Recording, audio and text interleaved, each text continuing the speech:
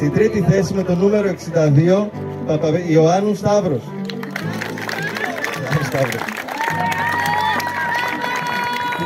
Να έρθει ο πρόεδρος της ΔΕΙΑΠ, ο κύριος Αλμπάτης Τριαντάφυλλος.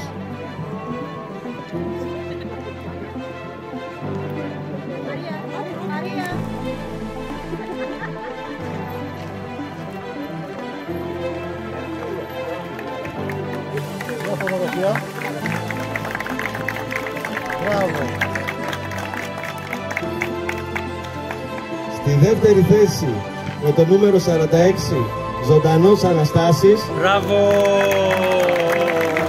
Να έρθει να δώσει το έπαθλο ο Δημοτικός Σύμβουλος κύριος Παρασκευόπουλος Γεώργιος.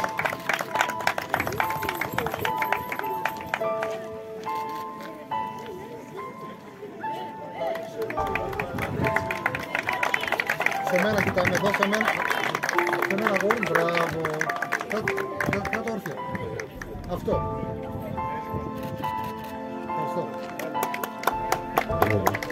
Και στην πρώτη θέση με το νούμερο 56, Παπαϊωάννου Αναστάσιος. Μπράβο! Να έρθει να δώσει το έπαθλο ο Αντιδήμαρχος Δημοτικής Ενότητας Ευρωπαίου κύριος Δουλκερίδης Γεώργιος.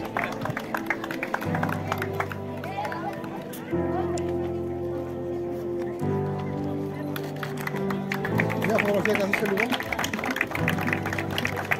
Σε μένα κοιτάμε παιδιά, μπράβο. Έγινε, ευχαριστώ.